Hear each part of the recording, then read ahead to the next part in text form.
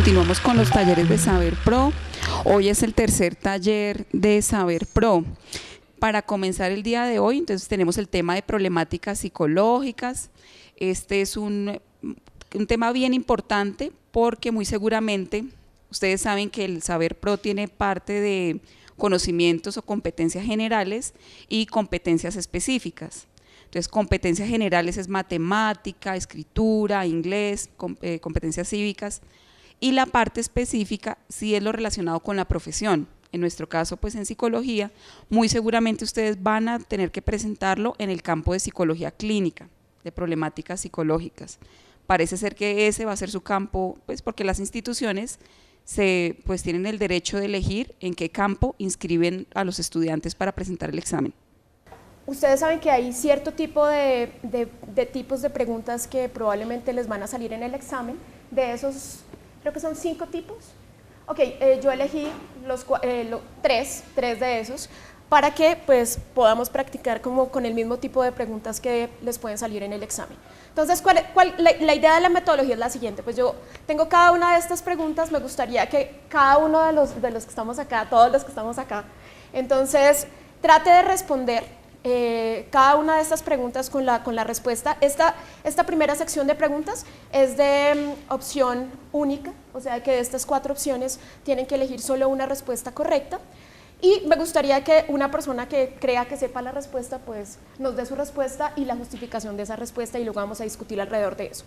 Entonces, por favor, María del Carmen, lee la pregunta en voz alta. Mi marido y yo tenemos problemas entre nosotros que no hemos podido resolver, dicho con expresión de sufrimiento y ojos llorosos. Las dificultades que tiene con su marido le provocan un gran sufrimiento.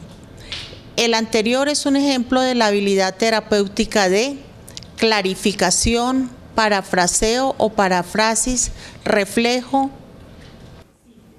Ok, para explicar un poquito más la pregunta, la primera parte, pues lo que dice P es lo que dice el paciente, y lo que dice T, pues es lo que dice el terapeuta. Ok, ¿quién cree saber la respuesta de esta pregunta? ¿Cuál es la habilidad terapéutica que se está utilizando en este momento? El parafraseo. ¿El parafraseo? ¿Por qué crees que es parafraseo? Porque están diciendo con sus palabras lo que dijo la consultante. Está diciendo con sus palabras lo que dijo la consultante, no está parafraseando prácticamente. Es como para que ella, para clarificar, o sea, para operacionalizar lo que la paciente quiere. Sí, es como para que entiendo esto suyo, y al mismo tiempo que ella sea consciente de lo que está. Ok, tienen razón respecto a lo que es un parafraseo, pero la respuesta no es correcta. Clarificación. ¿Clarificación por qué? Porque es que está dando a entender el problema, ¿sí? La consulta, a qué viene la consulta, ¿sí? Puede estar siendo claro en su problema. Entonces hay una clarificación de esa terapia. Lo mismo que les acabo de decir a María del Carmen y a la hermana. Tienes razón en lo que es una clarificación, pero realmente el ejemplo tampoco es de una clarificación. Y hay un detalle bien importante ahí que ya lo vamos a discutir. A ver, Blanquita. Muy bien, ¿por qué es un reflejo? Porque hay un sufrimiento en los ojos llorosos, porque ya se están expresando. Exactamente. Si ven que el terapeuta está diciendo las dificultades con su marido le provocan un gran sufrimiento, pero ella no lo dice, ¿sí? Ella está diciendo únicamente, mi marido y yo tenemos problemas entre nosotros que no hemos sabido resolver. Y en realidad ella está expresando a través de su lenguaje no verbal, está sufriendo y tiene ojos llorosos. Entonces el terapeuta en realidad lo que está es reflejando lo que está viendo del lenguaje corporal de la paciente, porque ella realmente en el contenido verbal de lo que está diciendo nunca está diciendo que está sufriendo. ¿Sí se dan cuenta? Acuérdense que reflejar es devolverle al paciente lo que estamos viendo, que de pronto no es obvio. ¿Cómo pueden ser los sentimientos? Generalmente hablamos de reflejo de sentimientos. Y eso con el propósito de que el paciente se haga consciente de eso que está viviendo en ese momento. Porque probablemente muchas veces, y creo que ustedes lo van a ver en sus prácticas, de repente cuando el paciente expone no es consciente de su propio lenguaje verbal, ¿sí? Y probablemente piense que lo que está diciendo lo está diciendo de manera objetiva, racional, pero en realidad nosotros como terapeutas somos los que podemos ver ese lenguaje corporal y podemos devolverle eso al paciente para que se ponga en contacto con esa parte emocional, con la que a veces no están muy en contacto esos pacientes que nos consultan. No sé si tengan alguna pregunta, sea claro, no estén de acuerdo. Ajá. ¿En qué momento sería síntesis? Síntesis es cuando de repente la persona te ha dicho algo extenso y tú de repente, o digamos que ya ha pasado toda la sesión y de repente tú le sintetizas todo lo que la persona te ha dicho en la sesión, ¿sí?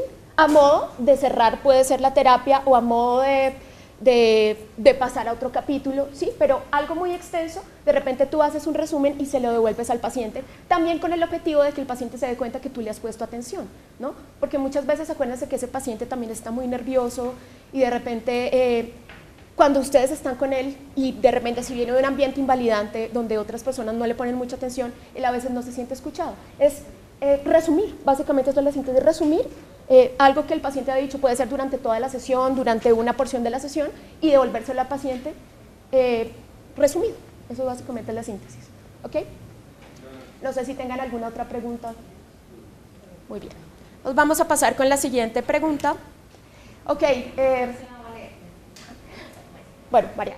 En un psicoanálisis ortodoxo freudiano, el terapeuta A. Es una escucha cuidadoso y atento que no guía las verbalizaciones del paciente a menos que la interrupción ayude al proceso de insight. B. Es altamente directivo, enfocado en el problema blanco. C. Es incondicional y genuino. D. Trata de generar desequilibrios que potencien cambios tipo 2. Ok, ¿quién quiere responder esta pregunta? María del Carmen, por favor. Bueno, es A, porque él escucha, está atento a todas las manifestaciones, tanto verbales, no verbales. No guía la verbalización, porque tengo entendido, es la expresión libre. ¿Cómo se llama esa técnica? Asociación libre, muy bien. De asociación libre. Entonces se le deja verbalizar todo lo que él quiera, no lo interrumpe uno. De pronto lo interrumpe en el proceso de insight, o sea, de reconocimiento. Pienso eso. Ok, ¿qué más opinan los demás? María del Carmen está en lo correcto. Ajá. Ok, bueno, pero para complementarles, o sea, eso está muy bien María del Carmen, ese es el papel en el psicoanálisis ortodoxo, pero me gustaría que ustedes reconocieran, porque en realidad esta pregunta tiene dos objetivos en realidad, que ustedes vieran, y hay cada uno de los papeles en diferentes modelos de psicoterapia del terapeuta. A ver, ¿quién podría contestarme cuál es el modelo terapéutico en el cual el terapeuta es altamente directivo y enfocado en el problema blanco?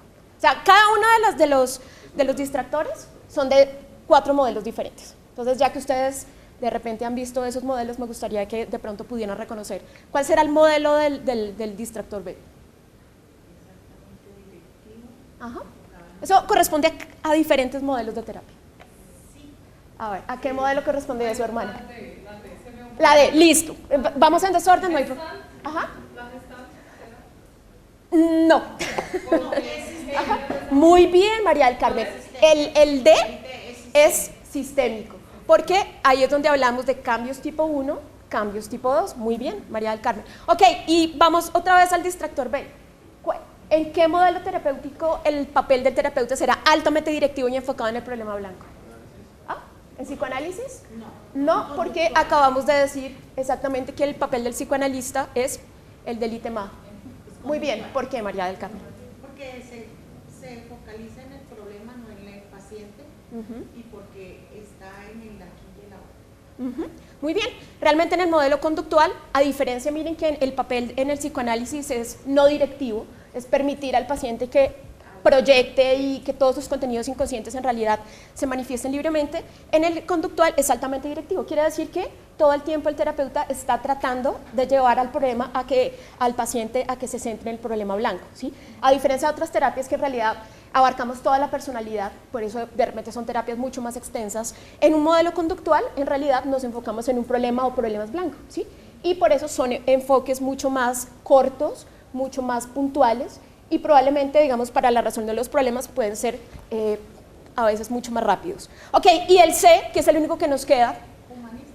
Pues sí, muy bien, totalmente lo que decía Rogers de terapia, que básicamente la principal característica de un terapeuta desde el enfoque humanista, lo principal es que sea incondicional y genuino. Muy bien. Muy bien, eso me gusta. Ok, vamos para la pregunta 3. Pregunta 3.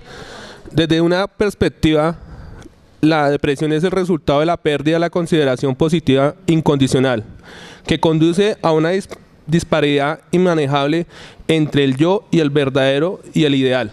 Entre el yo verdadero y el yo ideal. A, conductual. B, psicodinámico. C, biológico. D, humanista. ¿Quién quiere responder esa pregunta? ¿Ah? Ajá, ¿por qué, hermana? Y le pasas por favor el micrófono. Gracias. No. Porque el enfoque humanista considera el tema del yo verdadero y yo ideal. Y los conflictos pueden surgir cuando el yo verdadero está muy alejado del yo ideal. Entonces puede generar cosas como la depresión. La idea es que ustedes puedan reconocer, hay claves, cuando se hacen preguntas, hay claves teóricas que más o menos nos llevan hacia un determinado enfoque teórico.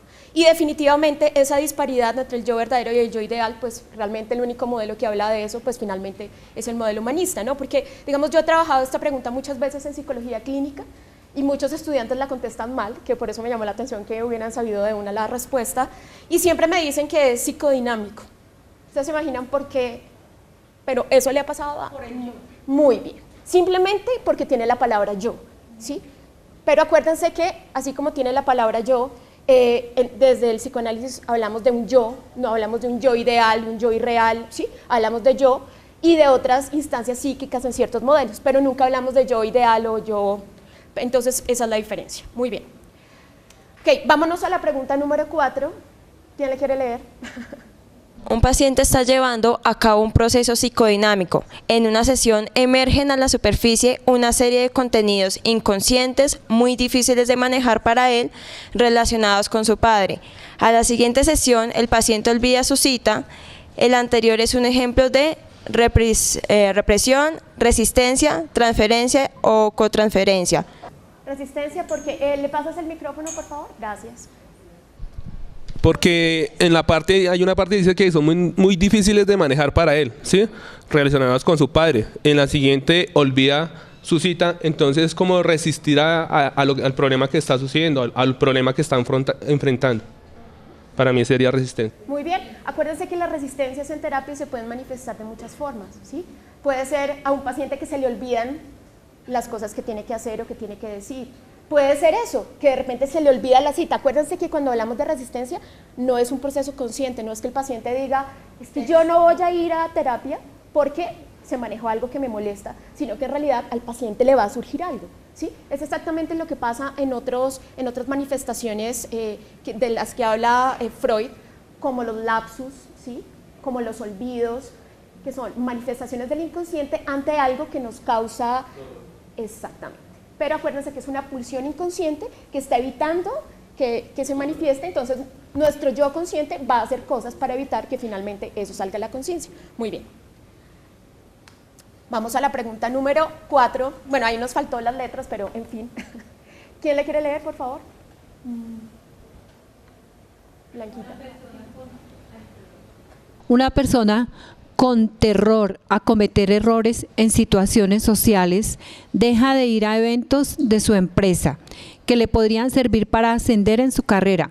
Además, ha perdido amistades por culpa de la misma conducta, pues estos piensan que él es creído o que lo consideran inferiores. Aún así, la conducta se mantiene por refuerzo positivo, castigo negativo o refuerzo negativo. A ver, ¿quién quiere responder? O sea, yo pienso que es refuerzo negativo. ¿Por qué, María? Porque la persona evita, o sea, se niega a asistir a eventos por temor a social. Entonces está evitando, es reforzando algo negativo. Porque para mí, cuando es un castigo, autocastigo, se habla ahí de autocastigo negativo. Bueno, también ella se está quitando el derecho de ir a una reunión, se está autocastigando porque le produce algo. Si fuera positivo es que pondría algo, ¿no? Haría algo, pero negativo es negarse a hacer algo. Para mí se trata de un castigo negativo. Castigo porque pues está evitando de participar a cosas placenteras por cuenta de la imagen que los demás tienen, por cuenta de la imagen que tiene de sí, que los demás tienen de esa persona también. Y es un castigo negativo porque se está sustrayendo cosas pues a ella misma, a su conducta. Okay, ¿qué quiere decir castigo y qué quiere decir refuerzo? Castigo quiere decir como una recompensa. Una recompensa. ¿Un castigo es una recompensa? ¿Cómo le puedo explicar? Es una consecuencia negativa frente a alguna situación, frente a algún acto. Un estímulo negativo. ¿No estímulo? Una consecuencia, o sea, consecuencia. ¿Y un refuerzo qué es? Con ese castigo. Ayudarlo. Dar algo. Es con recibir algo. Ok, si yo castigo a un niño y le pego, le estoy dando una palmada.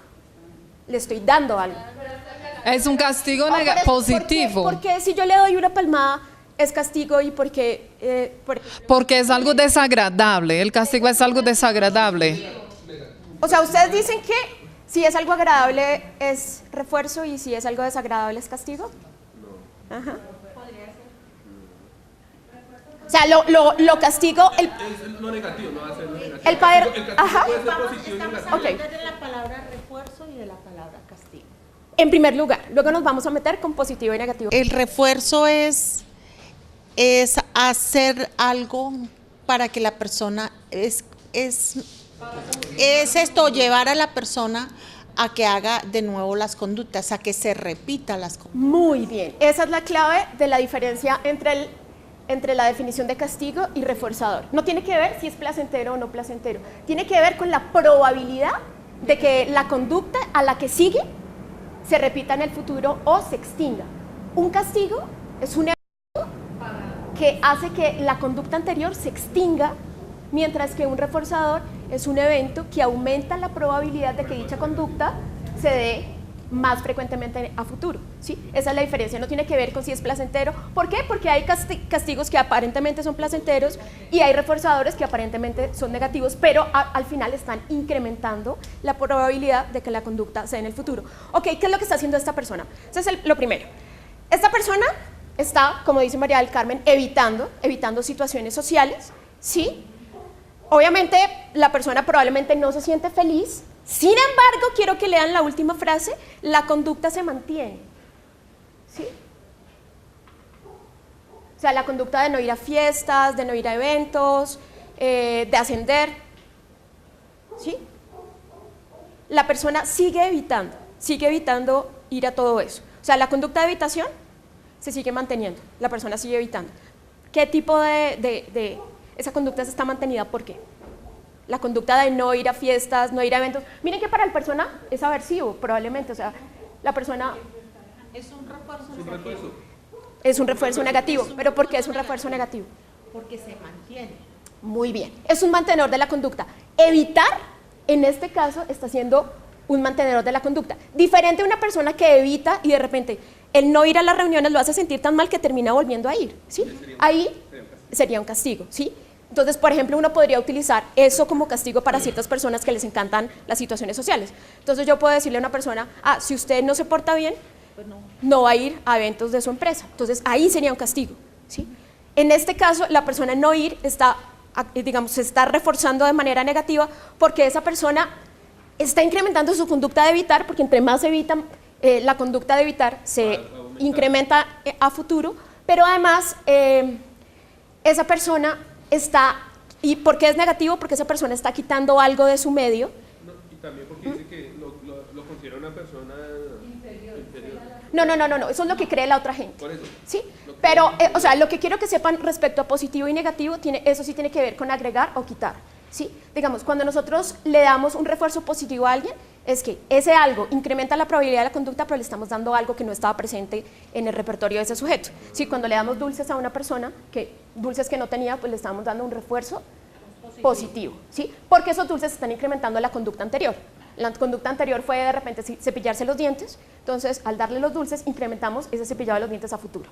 Mientras que, por ejemplo, en este caso, la persona lo que se está quitando de encima cada vez que evita, en realidad es la ansiedad, porque acuérdense que probablemente lo que vemos en este caso es que es una persona altamente ansiosa, cada vez que esta persona evita, en realidad su ansiedad baja. Por eso es un refuerzo negativo, porque está quitando algo aversivo de su... Pero lo mantiene. Claro, aumenta la probabilidad de la conducta, pero lo que está haciendo es quitar algo que estaba en su medio. ¿Sí? Cuando nosotros quitamos algo, pero ese algo incrementa la conducta, estamos hablando de un reforzador negativo. ¿Sí? Cuando nosotros damos algo, pero incrementa la conducta, estamos hablando de un reforzador positivo. En cambio, por ejemplo, un castigo negativo sería que quitáramos algo. ¿Sí? Por ejemplo, quitarle la televisión, el niño está acostumbrado a ver 5 horas de televisión, de repente se las quitamos, entonces, y eso decrementa la conducta anterior. Entonces ahí estamos utilizando un castigo negativo, estamos quitando algo. Castigo positivo es cuando nosotros le pegamos a ese niño. ¿Sí? Vean que el positivo no es necesariamente algo placentero. Un castigo positivo es pegarle porque le estamos haciendo algo que no estaba, le estamos dando algo, pero es algo aversivo y está decrementando la conducta anterior. ¿Sí? No sé si eso sea claro para todos. Ok, ¿por qué es importante esta pregunta? Porque generalmente cuando nosotros encontramos cualquier tipo de fobias, generalmente están reforzadas negativamente. ¿Sí? Las personas evitan el estímulo fóbico siempre, sea ratas, ascensores, alturas, situaciones sociales, como en el caso de la fobia social. Todas las fobias se mantienen por evitación, porque la persona siente ansiedad cuando se va a acercar al estímulo fóbico, siente la ansiedad en la medida que escapa o evita la situación, obviamente la ansiedad baja. ¿Sí? Entonces quitamos algo que fue la ansiedad y en realidad esa conducta de evitación-escape está reforzada. Por eso es tan complicado trabajar con estas personas, porque siempre eso se refuerza. Entonces, entre más las personas evitan, más llegan a la conclusión de que definitivamente no se van a enfrentar con eso y eso mantiene la fobia a largo plazo. Ok, vamos a la pregunta número 6. Por favor. La preocupación excesiva por una gran variedad de temas está presente especialmente en el A. Trastorno de ansiedad generalizada. B. Trastorno adaptativo con estado de ánimo ansioso. C. Trastorno de pánico. D. Trastorno adaptativo con estado de ánimo deprimido. Okay. ¿Quién quiere contestar esta pregunta? De acuerdo con el DSM-4, ¿no? La respuesta es la A, trastorno de ansiedad generalizada, ya que la persona siempre quiere tener su variedad de temas y estar presente en todo, ¿cierto? Entonces, pues para mí la A. La ansiedad es un problema de pensar a futuro. Es todo, la ansiedad es todo lo que genera el pensar en un futuro. Entonces tú pensarías. Entonces yo considero que es la B. ¿La B? Sí, eso es un trastorno adaptativo, porque no se con un estado de ánimo ansioso. ¿Y por qué crees que la persona que se preocupa excesivamente no está preocupada a futuro? Porque está mirando las cosas del presente de pronto. ¿Qué es preocupación? Preocupación es pensar en algo reiterativo. Pero pensar en algo ¿qué? ¿Ah? Que le pueda afectar. Muy bien, hermana. Precisamente la definición de preocupación es pensar algo a futuro, algo que no ha pasado. Diferente a la culpa. La culpa es pensar en algo que ya pasó y que ya no tiene remedio. La preocupación, precisamente la definición de preocupación es aprensión ansiosa hacia el futuro, ¿sí? Entonces, mira que te estás contradiciendo, digamos, respecto a la definición de preocupación. Entonces, la respuesta definitivamente sí es la A. Acuérdense que en un trastorno de ansiedad generalizada, lo más característico... Ajá. Pero dice que dice por una gran variedad de temas, ¿sí? Esta está especificando algo generalizado. Ajá. ¿Por qué? Por la definición del trastorno de ansiedad generalizada, el DSM-4. Precisamente lo que caracteriza, acuérdense que trastornos de ansiedad hay varios, hay más o menos 7, ¿sí? Lo más característico, o sea, ahí definitivamente lo que puse fue la característica más notoria del trastorno de ansiedad generalizada, es la preocupación excesiva por una gran variedad de temas. Diferente al fóbico. El fóbico se preocupa horrible por un solo tema, que bien sea la sola altura, los perros, las inyecciones, la sangre, lo social, ¿sí ven? Eso es un fóbico.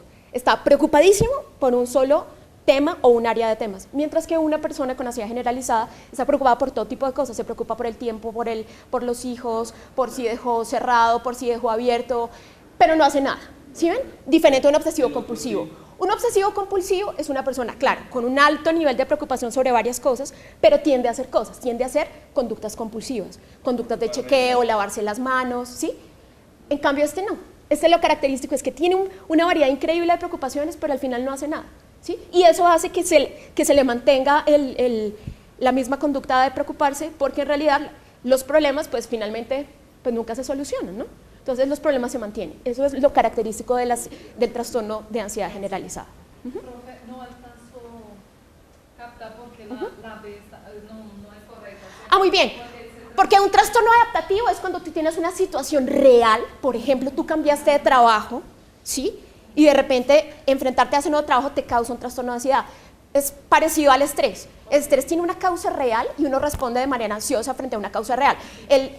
La persona que tiene un trastorno de ansiedad generalizada no tiene una real, ¿sí? En realidad es una persona que puede tener su trabajo, puede tener su pareja, puede tener su familia, amigos, pero de todas maneras está preocupadísimo, ¿sí? Está preocupado porque si no llega a la lavandería y todo el tiempo está preocupado, todo el tiempo es una activación fisiológica, todo el tiempo está tenso, todo el tiempo tiene dolores y tiene una serie de síntomas fisiológicos subagudos, porque como es una preocupación difusa, ¿sí? Pero es todo tipo de temas, si le quitamos un tema va a inventarse otros 4.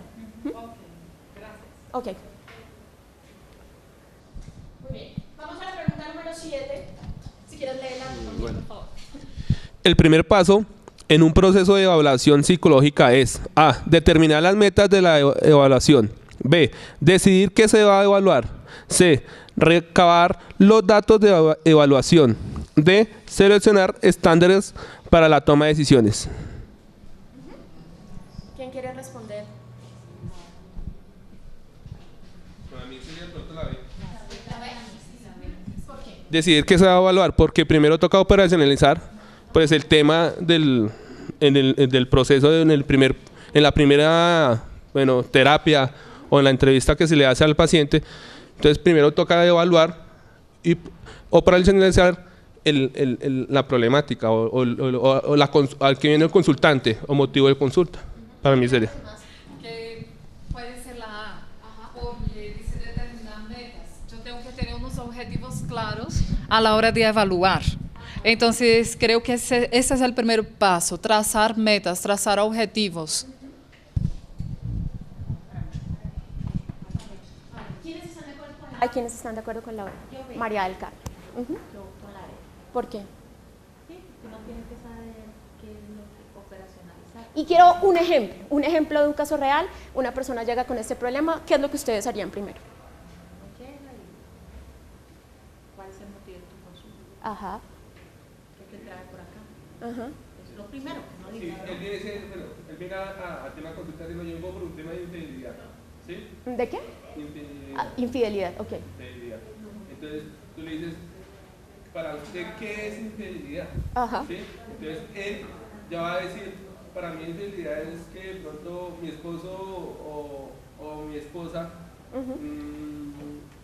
no llega. Para mí es infidelidad porque él está llegando tarde ahora a la casa. ¿Sí? Eso puede ser un motivo de infidelidad, pero en sí no está materializado. ¿Cómo es tu nombre? Andrés. Andrés. Ok, hermana, ¿qué opina de lo que dice Andrés?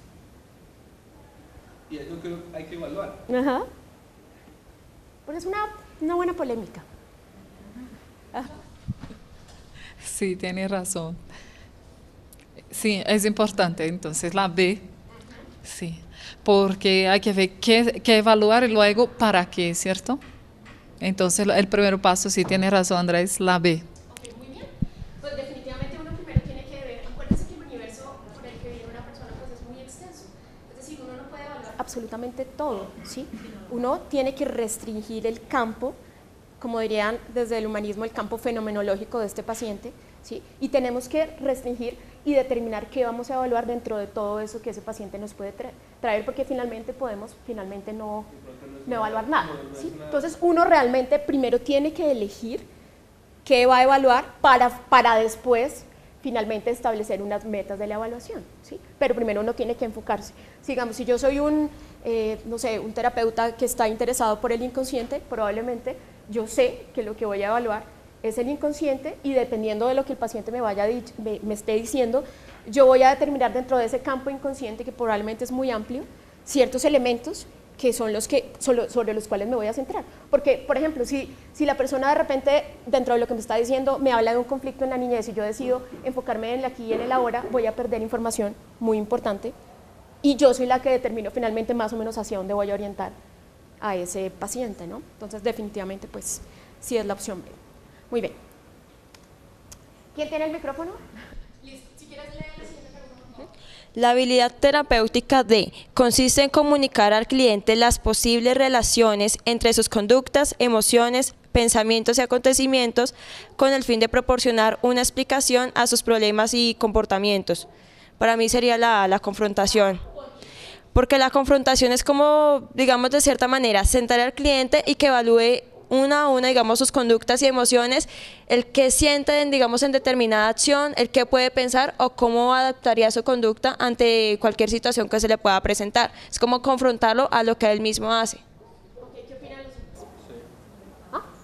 ¿Estarían de acuerdo que es una confrontación? Porque es que miren que dice una explicación a sus problemas y comportamientos, ¿sí? Entonces, si sus problemas, ¿qué emociones le generan? O los comportamientos, ¿qué pensamientos le pueden generar a esa conducta? Ajá. Para mí podría ser la interpretación. ¿Cómo Muy yo bien, ¿por qué? interpreto mis emociones? Ok. ¿Por qué, de acuerdo a lo que tú me dices, ¿alguien tiene el micrófono? Ok. Porque tú dirías que es mejor una interpretación que una confrontación, que es lo que dices. Porque muchas veces mis conductas y mis emociones las estoy malinterpretando, o sea, ¿de qué manera las estoy viendo? ¿Si de una manera positiva o de una manera negativa? Yo siento que la interpretación también podría ser válido en esta pregunta. ¿Y por qué no confrontación, como dicen? ¿Qué es la confrontación y qué es la interpretación?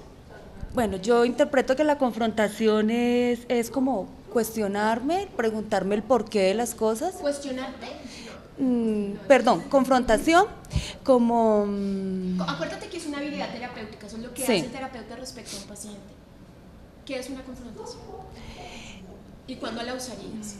Bueno, de pronto como que confrontar no lo veo ahí, yo me uno más como a la palabra explicación. O sea, cuando yo leo explicación, yo me relaciono más con interpretar, o sea, ¿cómo explico yo? O sea, de pronto en la confrontación no sabría cómo manejarla, de pronto cuando uno ya mira el caso y habla, uno dice, bueno, confronto esta situación con esta, pero con esta pregunta, la palabra explicación me lleva más como a la interpretación. Muy bien, ¿cuál es tu nombre? Sandra. Miren, Sandra ha dado con la clave de la explicación. En realidad, acuérdense que cuando hablamos de interpretar es explicar, ¿sí? Diferente a confrontación. ¿Qué es la confrontación? Pero está muy bien, pero ¿qué es confrontar? Y miren que la habilidad de confrontación no se usa muy a menudo, la usamos y no en cualquier enfoque terapéutico se usa la confrontación. ¿Qué es la confrontación? Yo la confrontación la veo muy dada como en situaciones. Yo confronto situaciones. Ajá. Entonces, al confrontar las situaciones, llego a explicar y a interpretar emociones. ¿Confrontar es explicar? No. Muy bien, ¿qué es confrontar? Ajá, Blanquita. Pásale. Lo que yo entiendo confrontar es preguntar en varias situaciones, ¿sí? La misma. O sea, ¿Qué es confrontar en la vida cotidiana? confrontar es como enfrentarse a la situación, pero yo pienso que más bien es como... Ustedes, por ejemplo, están en un trabajo y los tratan injustamente y ustedes confrontan a su jefe, ¿qué es lo que hacen con su jefe? Está aclarándole una situación y está defendiéndose. Muy bien, pero ¿qué es confrontar? Pues yo iba A ver, eso es importante. El concepto de confrontar creo que no lo tenemos muy claro. Ajá. Es enfrentar. ¿En qué caso uno, terapéuticamente, en qué caso se enfrentaría? Por ejemplo, conductas y comportamientos para mí, ¿sí? Ajá. Entonces, es enfrentar. Entonces, la persona tiene una conducta, ¿sí? Y yo enfrentaría esa conducta, un ejemplo, algo que le cause dolor, ¿cierto? Entonces, lo confrontamos, ¿cómo sería el comportamiento? ¿Sí me hago entender? ¿No? Entonces, ¿cuál es el comportamiento cuando le causa a usted dolor? Entonces, confrontamos eso. Por ejemplo, una persona que haya tenido un duelo de un familiar. Entonces, si le hablamos de ese tema, es confrontar las situaciones. Sí. Miren que confrontar es enfrentar, precisamente. Sí, pero son cosas que la persona probablemente no quiere enfrentar. Eso es bien importante. Evita, ¿sí? Entonces, no habla del tema, probablemente es algo inconsciente, ¿sí? Entonces, confrontar es poner a la persona enfrente a eso que la persona no quiere, que puede ser una conducta, puede ser una emoción, es ponerla enfrente a algo que la persona no quiere. Entonces, es una habilidad terapéutica bien delicada, porque si la utilizamos en un momento inadecuado, el paciente, ¿qué pasa? Se nos puede ir. De hecho, hay modelos terapéuticos en que uno jamás confronta, como por ejemplo en cuáles. ¿En qué modelos uno nunca confronta? Hay modelos en los que uno no confronta y hay modelos que son confrontadores, ¿sí?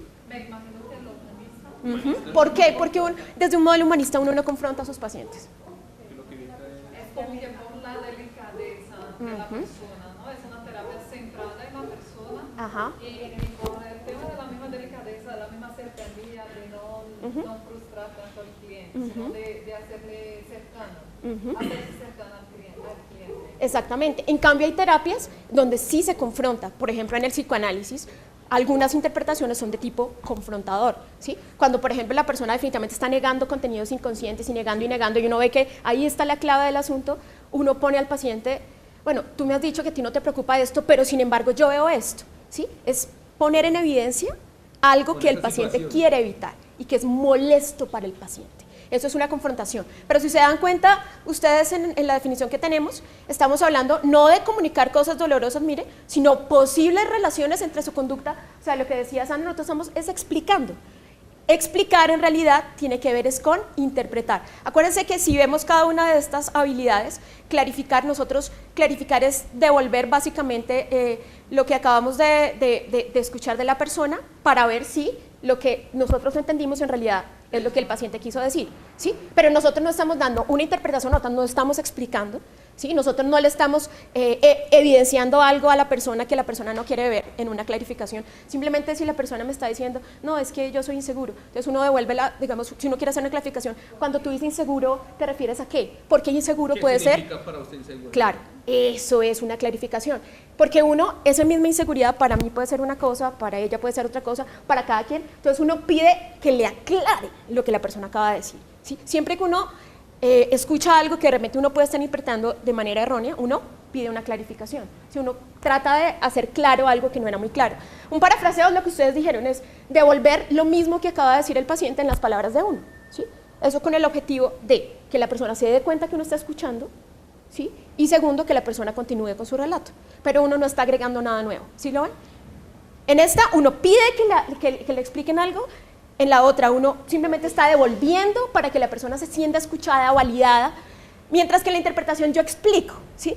Digamos, la persona me ha dicho una cantidad de cosas y yo en una interpretación le digo desde mi modelo teórico, todo su cuadro, a qué se puede deber, ¿no? Cuando yo le digo, es que la fobia se debe a que usted probablemente a los 5 años tuvo una experiencia traumática, bla, bla, bla, bla, yo le estoy explicando, ¿sí? Desde un modelo teórico, luego estoy interpretando, le estoy dando algo más respecto a lo que la persona me ha dado. Mientras que confrontar, lo que decía Andrés, confrontar tiene que ver con enfrentar a la persona a esas cosas que la persona no quiere enfrentarse. Pueden ser emociones, pueden ser contenidos inconscientes, puede ser, digamos, una persona que dice que quiere hablar con su esposo, eso es muy común en los problemas de pareja, y quiero hablar con mi esposo, y sí, eso es lo más importante para mí. Entonces uno después de escucharla durante 30 sesiones, y es que lo más importante es mi esposo, pero ni le habla, entonces uno al fin la confronta, bueno, ¿cómo es posible que usted me diga que lo más importante es su esposo y ni siquiera le habla? Sí, eso es confrontar. La persona, uno la enfrenta a algo que la persona no quiere ver, que le molesta, que es aversivo,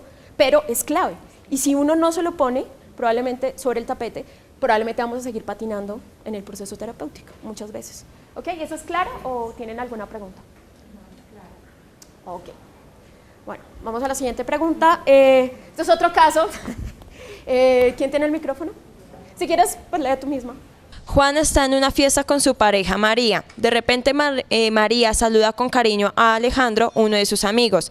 Juan se aproxima furioso hacia donde María y le arma una escena de celos enfrente de todo el mundo. Gritos, recriminaciones, sacudidas. Ante ese comportamiento, María sale corriendo mientras llora y se lamenta por lo sucedido. En el ejemplo anterior, ¿cuál sería el antecedente para la conducta celotípica de Juan? A.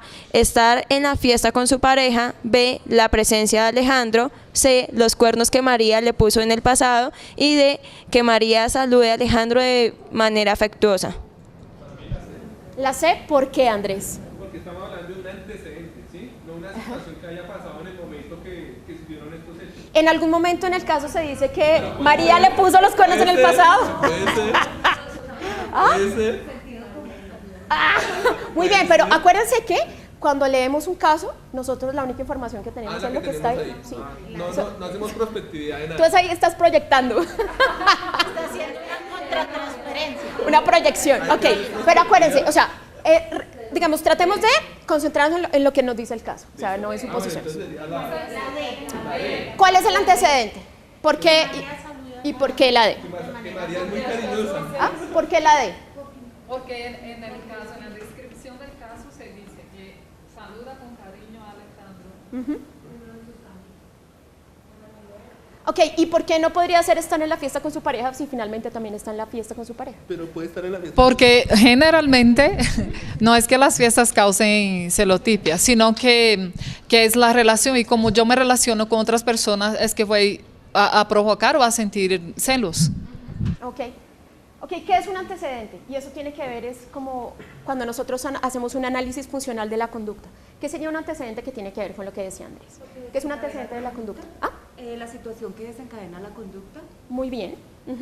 Es es un evento inmediatamente anterior a la conducta que estamos analizando. Digamos, este es un caso, posiblemente estemos analizando el caso de Juan y María, y esto nosotros dentro de lo que estamos analizando, probablemente una de las quejas de esta pareja es la conducta celotípica de Juan, ¿sí? Entonces nosotros tenemos que pedirle a la persona que nos diga un caso en los cuales se presente la conducta. Entonces, este es un caso que nos podría presentar. Esto es lo que pasa típicamente, porque acuérdense que usualmente uno espera que estas conductas se presenten básicamente muchas veces. Entonces, este es un caso típico. Y la hermana tiene razón, probablemente no sea estar en la fiesta, porque mientras estaban en la fiesta, pues no había pasado nada, ¿sí? La presencia de Alejandro, pues si Alejandro está allá y María no se le acerca, probablemente Juan esté tranquilo. Pero enseguida María emite un comportamiento cariñoso. Eso es el antecedente justo, porque antecedente es el evento que está justo antes de la conducta problema, ¿sí? En el caso, por ejemplo, de la conducta fóbica, cuando hacemos un análisis funcional, probablemente lo que está antes de la conducta fóbica pues es ver una rata, estar en un edificio alto, ¿sí? Es estar en la situación donde está el evento fóbico. Si nosotros estamos analizando, por ejemplo, ¿qué otra conducta? Una conducta, no sé, una conducta de una persona somatizadora. Si una persona, ¿cuál sería el antecedente de la persona somatizadora? ¿Qué se imagina? ¿Algún problema?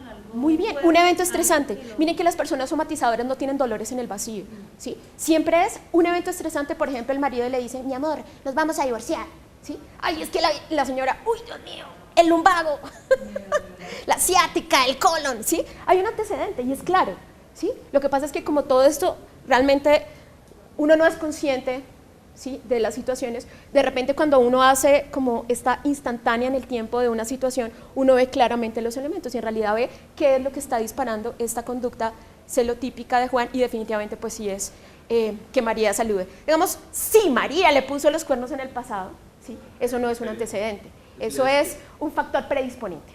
Ya es ¿sí? un factor predisponente. Predisponente. ¿Por qué un factor predisponente? Porque tiene que ver con algo que contribuye.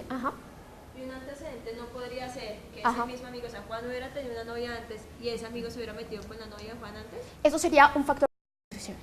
¿Sí? No es un antecedente es algo que ocurre justo antes de que aparezca la conducta problema. cuando hacemos un análisis funcional de la conducta. Un análisis funcional de la conducta es como eso, como hacer un instantáneo en el tiempo de las conductas de una persona, ¿sí? Entonces uno hace como una tajada y uno analiza qué es lo que pasa antes, qué es lo que pasa, cuál es la conducta y cuál es la consecuencia para entender qué es lo que mantiene las conductas. Eso es un análisis funcional, que es lo que uno hace cuando uno analiza comportamientos desde un modelo conductual, ¿no? Obviamente aquí estoy hablando de un modelo puramente conductual. Entonces siempre es el evento anterior. Lo que tú dices sería un factor de predisposición, ¿sí?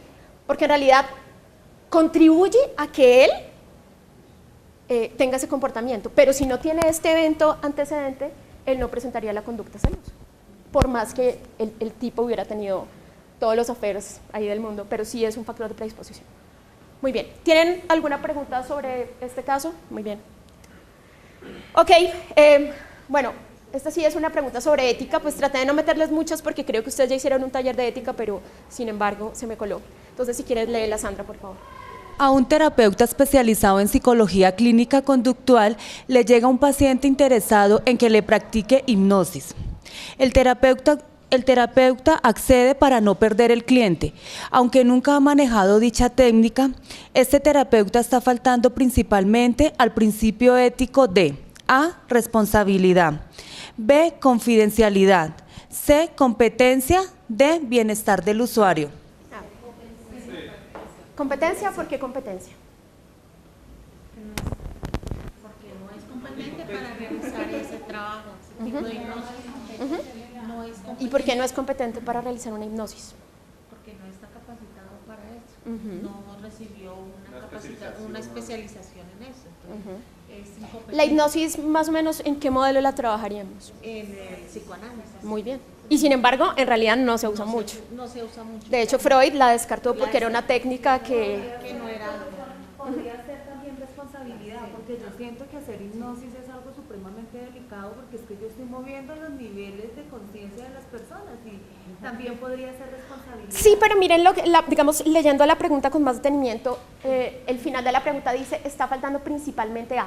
¿Por qué puse el principalmente? Porque tienen toda la razón. Definitivamente, si uno hace una técnica para la cual no fue preparado, no fue formado, definitivamente está faltando al principio de bienestar del usuario, porque finalmente uno está haciendo algo en contra del bienestar del usuario. Probablemente está faltando al principio de responsabilidad, porque es totalmente irresponsable que uno ejerza una técnica para la cual no fue formado, pero sin embargo, si ustedes leen detenidamente el principio de competencia, al que más faltan es al principio de competencia, porque dice que uno no puede ejercer una técnica para la cual definitivamente no está capacitado, ¿sí? Por eso, principalmente, por eso sí ven que yo les subrayo ciertas palabritas, porque en las preguntas hay que centrarse en ciertas palabras clave que tienen, así como lo que dijo Sandra, que la palabra clave en cuanto a interpretación es explicación, en realidad a sí mismo. Y cuando queremos reconocer un modelo de otro, siempre hay palabras clave, ¿no?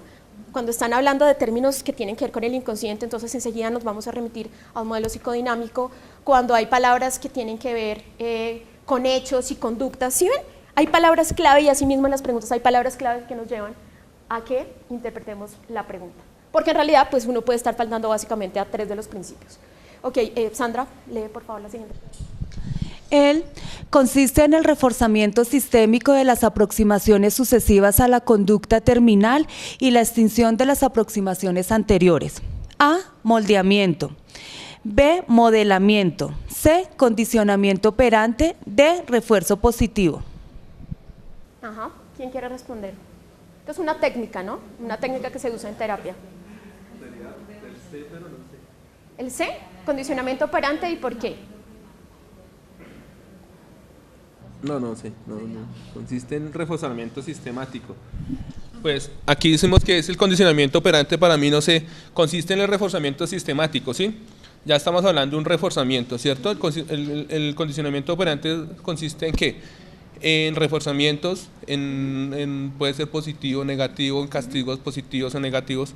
Entonces ahí dice que reforzamiento sistemático de las aproximaciones sucesivas a la conducta terminal, al cambio de una conducta o seguir con esa conducta, pero entonces de otro enfoque. Y a la extinción de las aproximaciones anteriores. Entonces extinción es como quitar esa conducta, entonces hace relación al condicionamiento operante porque manejamos todo. Ok, ¿quién más de repente tiene la misma idea de Andrés o otra respuesta? Hermana, usted quiere hablar, lo veo en sus ojos.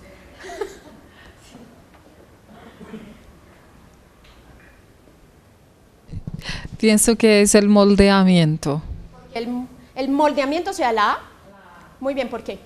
Consiste en el reforzamiento sistemático. Pues como su mismo nombre dice, ¿no? Pues es una técnica y como su mismo nombre dice, consiste en esa, pues cambiar y moldear alguna conducta. Y ahí de hecho está moldeando la conducta terminal y está moldeando también en el sentido de la extinción de las aproximaciones anteriores. Entonces ahí hay un moldeamiento. Muy bien, hermana. Esa es la definición de moldeamiento. Obviamente el moldeamiento es una técnica operante, ¿no? Pero acuérdense que el condicionamiento operante pues en realidad es un principio muy, muy grande y esto es una técnica. O sea, exacto. O sea, no es que no se realice, sino que el objetivo final del moldeamiento es una conducta determinada. Por ejemplo, un ejemplo muy, muy, muy práctico de moldeamiento es cuando ustedes enseñan a sus hijos a ir al baño, ¿sí? Entonces, ustedes no, el niño de una no se va a sentar en el inodoro y va a orinar. Entonces, ustedes empiezan a reforzar pequeñas conductas de aproximación a esa conducta. Entonces, si de repente el niño dice, tengo chichi, ustedes lo refuerzan, ¿sí? Pero si de repente dice, tengo chichi y señala el baño, lo refuerzan, pero ya no están reforzando la conducta de decir solo tengo chichi, y así generalmente hasta que en realidad el niño llega a la conducta de ir al baño. Para muchas conductas tenemos que hacer ese procedimiento. ¿Por qué? Porque realmente muchas conductas tienen pasos diferentes. Miren, otro moldeamiento muy sencillo es conducir un carro, ¿no? Cuando ustedes van con un instructor, el tipo no les dice, ustedes tienen que hacer todo esto, porque son muchos elementos que hay que hacer, son pasos y el instructor nos va reforzando paulatinamente cada paso, ¿no? Entonces al principio nos refuerza que metamos ese clutch y que todo salte, pero él nos refuerza eso, ¿sí? Con el tiempo nos va a decir que es esta barbaridad porque uno ya tiene que hacerlo suavecito, ¿sí? Y con el tiempo uno ya, ¿sí? Todos esos pasitos se van encadenando y se van siendo reforzados por nuestro instructor hasta que al final terminamos manejando como es, ¿sí? Pero al principio, por ejemplo, uno sale y se le atraviesa los carros, ¿sí? Entonces el instructor dice, sí, muy bien, aunque el tipo está sudando ahí horrible, la gota gorda, pero él nos reforzó eso porque al menos peor es que nos quedemos ahí y nunca entremos a un flujo de carros, ¿sí? Pero pues con el tiempo, cuando ya llevamos 15 sesiones y nos metemos ahí a la guachapanda, pues el instructor no nos va a reforzar esa conducta. Eso es un moldeamiento. ¿Qué es un modelamiento? Porque eso a veces se confunde. Excelente, y eso es una pregunta clásica porque obviamente todo esto es del modelo conductual, ¿no? El modelamiento sería seguir un modelo. Excelente. Esa es la técnica propuesta por Bandura, ¿no? Que utilizamos muchísimo en terapia. Miren que, aunque sí, todo esto es aprendizaje, pero digamos que esto es más, es una técnica que en realidad es una técnica muy conductual, pero si uno se da cuenta en todo tipo de terapia se utiliza el modelamiento, ¿sí? Cuando el terapeuta en realidad le dice, vamos a, digamos desde un modelo sistémico, vamos a comportarnos de tal forma y enseña a los participantes de una terapia familiar de repente a comunicarse de otra forma, haciéndolo él, eso es un modelamiento. Se hace mucho en terapia, sobre todo en comunicación, ¿no? Cuando una persona de repente tiene una forma poco asertiva de comunicarse, ¿sí? Y nosotros queremos enseñarle la forma adecuada de comunicarse, nosotros le modelamos, le decimos, mira, si tú quieres pedir un favor, la forma de pedir el favor es esta, entonces uno lo hace. Eso es un modelamiento. Miren que la palabra misma, lo que hizo la hermana lo dedujo de la palabra. Modelar tiene que ver con tener un modelo y seguir ese modelo.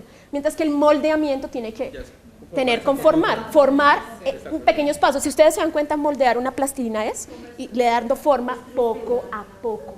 ¿Sí? Esa es la clave del moldeamiento, que es por aproximaciones sucesivas.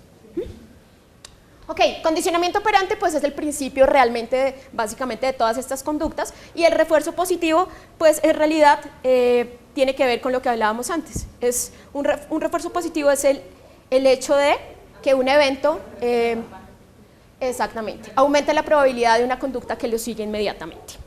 O sea, aunque también tiene que ver con el condicionamiento operante. Muy bien, número 12, si quieres leer el caso, por favor. Eso es paciente y la T es terapeuta, ¿no?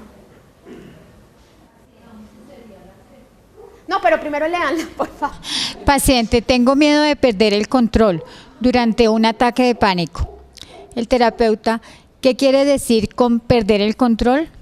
Bueno, que me pondré a gritar y a correr y toda la gente se dará cuenta y quedaré en ridículo. El anterior es un ejemplo de la habilidad terapéutica de clarificación, A, clarificación, B, parafraseo o paráfrasis, C, reflejo, D, síntesis. Muy bien, vean, excelente. Exactamente, eso es tal cual, eso es una clarificación.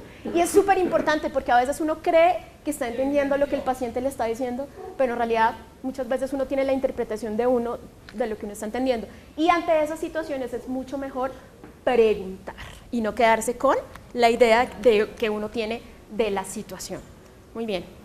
Y eso pasa muchas veces en los exámenes. Hay preguntas que contestan preguntas anteriores y uno tiene que estar pendiente y le dan las respuestas ahí mismo, si uno está pendiente realmente de todo el examen.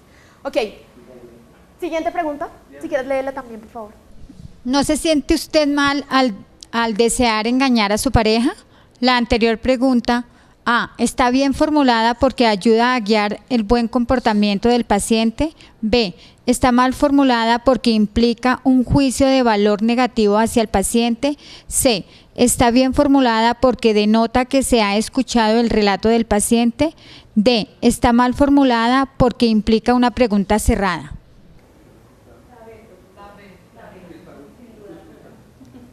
¿Por qué? A ver, ¿quién quiere contestar eso? Usted ya lo está acosando. Ya le está diciendo no se siente. ¿Ah? Usted va a hacer eso. Usted. ¿Y qué pasa cuando uno emite juicios de valor en una terapia? ¿Ah? Está juzgando, está criticando. Exactamente. ¿Qué pasa si uno juzga o critica a sus pacientes? Pueden entrar empiecen como en choco, digámoslo así. O sea, no buscar solución a sus problemas. Al contrario, le va sus problemas. Puede ser. Miren que tiene muchas implicaciones. Por un lado, éticamente, pues definitivamente es algo que no se debe hacer, pero por otro lado, hay varias cosas. Uno puede estar reforzando lo que su misma pareja está haciendo. Si nosotros estamos trabajando desde un enfoque puramente humanista, pues es totalmente contrario al enfoque, porque uno debe aceptar incondicionalmente a ese paciente o a ese cliente que uno tiene enfrente, y realmente cualquier aproximación de juicio pues implica definitivamente no aceptar. Segundo, si un paciente se siente invalidado, ¿qué va a pasar? ¿Va a volver a terapia? No. Muy bien. Acuérdense que la terapia es un proceso voluntario, ¿no? Los pacientes están ahí porque quieren, en general, ¿no? Pues obviamente hay unos casos excepcionales donde muchos pacientes pues se ven obligados por juzgado o por otras personas a ir a terapia, pero en general es un proceso voluntario. Entonces, un paciente que no se siente aceptado, por un lado, definitivamente puede desertar de la terapia. Por otro lado, pues definitivamente no se va a abrir. Acuérdense lo que dice Rogers.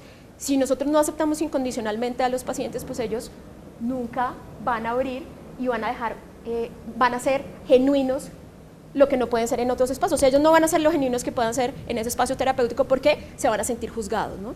Y precisamente lo que queremos hacer es todo lo contrario a lo que pasa en otros contextos del paciente, que es aceptarlos totalmente para que puedan expresar todo eso que no pueden en otros contextos porque precisamente se sienten evaluados y juzgados. Muy bien, si quieres pásale el micrófono a Andrés ahí para cambiar. Muy bien.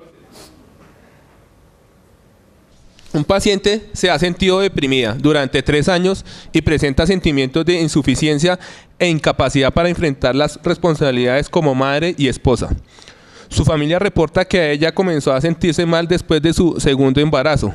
Este embarazo no era querido y hasta se pensó en un aborto, pero su esposo la convenció de que no lo hiciera. El diagnóstico más probable para este caso, de acuerdo con el DSM-4, sería A, trastorno depresivo mayor, B, distimia, C, trastorno de ansiedad generalizada, D, baja autoestima. Podría ser la A, trastorno depresivo mayor, y lo digo la A por el tiempo. ¿Por el tiempo? ¿Cuál es el criterio del DSM-4 para un trastorno depresivo mayor? Ajá. A ver, hermana, otra vez está que se habla ya.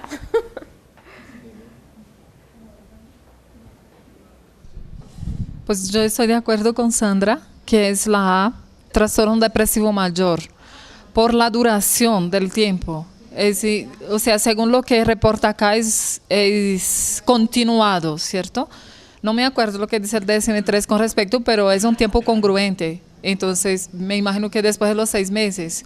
Entonces, son 3 años de un tiempo muy consistente y esos sentimientos le han acompañado.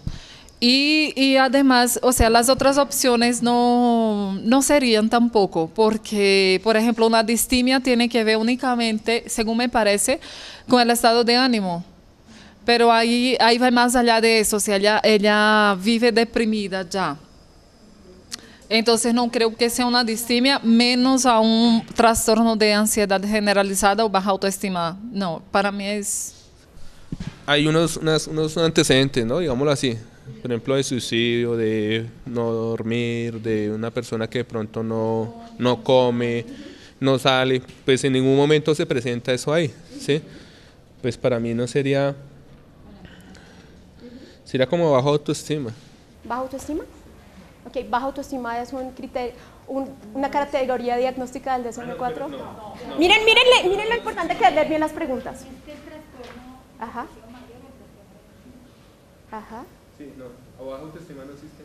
Muy bien. Miren, por eso es tan importante leer, porque a veces uno como que lee rápido y uno dice, claro, eso es baja autoestima, pero hay que leer con cuidado. Es un criterio diagnóstico del DSM-4 y la baja autoestima pues definitivamente no es un criterio diagnóstico del DSM-4. Bueno, ahí en realidad, por ejemplo, ahí les recomendaría que estudien un poquito los criterios del DSM-4 porque realmente es un caso de distimia. La distimia es uno de los trastornos afectivos, ¿no? Básicamente, ¿qué comparten los trastornos afectivos? Pues cambios en el humor, lo que decía Andrés. Entonces, tener síntomas como problemas para dormir, problemas para comer, bajo estado de ánimo, sí pueden haber pensamientos de suicidio, ideas de suicidio, pero digamos aquí lo más importante en este caso, porque en realidad les está diciendo, pues definitivamente hay comportamientos depresivos, porque se los está diciendo, es el criterio de tiempo. Aquí la clave de todo el caso es el criterio de tiempo. El criterio de tiempo para un trastorno depresivo mayor es hasta 2 años. O sea, hay un criterio de desde dónde hasta dónde. Y hay diferentes categorías diagnósticas de acuerdo al criterio de tiempo.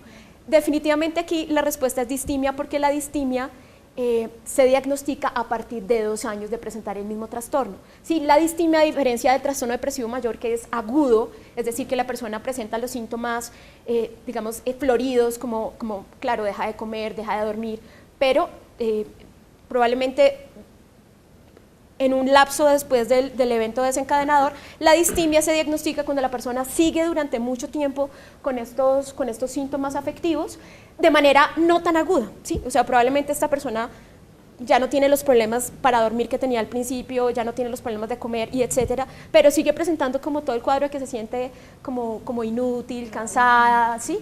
Sí, como un funcionamiento subnormal, pero se mantiene en el tiempo. Esa es la distimia. Un criterio de tiempo de 2 años hacia arriba. Si nosotros tenemos un criterio entre más o menos 6 meses, menos de 2 años, ahí hablamos de un trastorno depresivo mayor, ¿sí?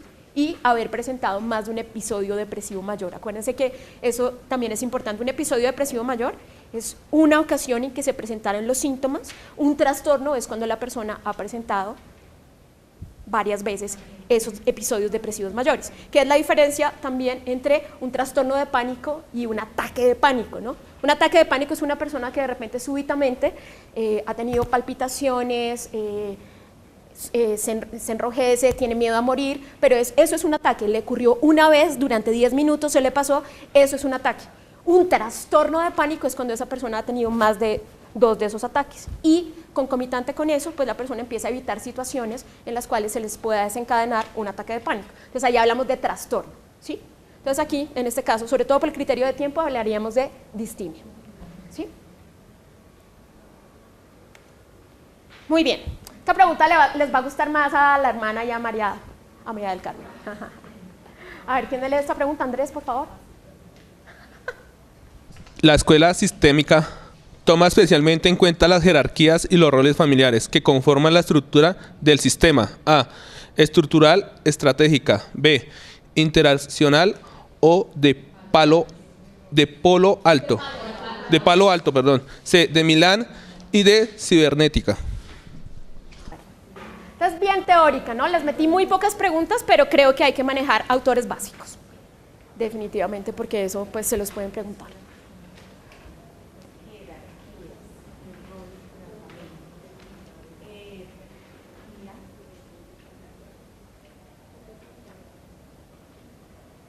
lo mismo, aquí hay una palabra clave que ustedes dicen definitivamente está la escuela, con una palabra. Ajá. ¿Ah? Muy bien. Muy bien, sí. Muy bien. Miren que la misma, exactamente, miren que ustedes lo pueden deducir incluso, miren, así no tengan ni idea, a veces uno poniéndole mucha atención a las preguntas lo puede deducir. Lo característico de la escuela estratégica, sí, que es la de Minuchin, es precisamente las jerarquías y los roles familiares, ¿no? Porque ahí lo que hace el terapeuta es analizar cómo están constituidas las jerarquías, los límites, las alianzas, ¿sí? Y dependiendo de eso, o sea, el plan terapéutico que establece el terapeuta desde una escuela estructural, precisamente es cómo voy a reformar estas estructuras y estas jerarquías para que sean funcionales respecto a esta familia, ¿no? Miren que la misma, muy bien, eso me gusta, que se estén dando cuenta de técnicas, porque en realidad miren que contestar un test a veces tiene que ver con habilidades, ¿sí? Habilidades de saber leer, habilidades de leer la palabra clave, y a veces las mismas preguntas se puede deducir la respuesta. Y eso se lo ponen mucho en los exámenes para ver si la gente tiene comprensión de lectura. Importantísimo, porque hay gente que no lee o no sabe leer realmente. Y excelente, uno podría deducirlo muy bien. Ok, siguiente pregunta. Esta ya la deducen. Paciente. ¿Cómo voy a decirle a mi marido que quiero divorciarme? No sé cómo se lo va a tomar y puede pensar que estoy loca. Tengo miedo de decírselo. Terapeuta, parece que debido a las posibilidades de reacciones de tu marido, no has encontrado el modo de decírselo, que quieres poner fin a vuestra relación. El anterior es un ejemplo de la habilidad terapéutica de A, clarificación, B, parafraseo o paráfrasis, C, reflejo, D, síntesis. Esta sí me la contestan de una, ¿qué es? Muy bien, muy bien, eso es tal cual un parafraseo. Si ven que uno está diciendo exactamente lo mismo que le acaba de decir el paciente, pero en las palabras de uno. Uno no está explicando, uno no está confrontando que es enfrentar al paciente a algo complicado, ¿sí? Uno no está resumiendo porque básicamente está diciendo lo mismo, ¿sí? Muy bien, excelente. Eso sí les quedó clarísimo, por lo menos si les hacen preguntas de eso. Miren, esta es otra pregunta que sé que les va a gustar. Miren que esta es una pregunta de pura comprensión de lectura, para que se den cuenta. Y muchas preguntas, en serio, van a ser más de eso porque no esperan tanto que ustedes sean unas máquinas de conceptos, sino que sepan leer y analizar situaciones. A mediados de los años 60, los valores que sostenían la cultura norteamericana entran en crisis. Los jóvenes comenzaron a expresar sus malestares frente al proceso de deshumanización del que estaban siendo objeto y reaccionaron frente a valores como el éxito a toda costa, el imperialismo y la expansión económica. En este marco sociocultural emerge la psicología humanística, por lo cual esta puede verse como: 1. A. Reacción frente a las políticas americanas. B.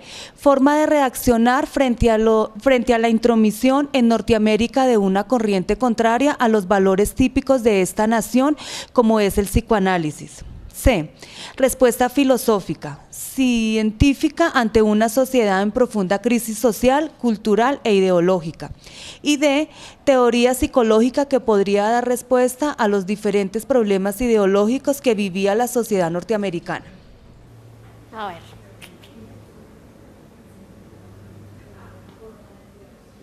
A ver.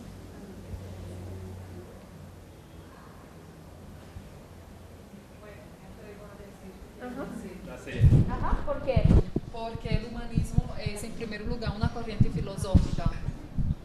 Es una corriente filosófica y científica también, y pues como dice el enunciado, es una respuesta frente a la crisis social, cultural, ideológica. ¿Qué pasaba en ese momento en Estados Unidos? Vamos a recordar un poquito de historia de la psicología. ¿Qué pasaba en ese momento en Estados Unidos en cuanto a la psicología? ¿Qué había antes del surgimiento del humanismo? ¿Y qué más había? Exacto.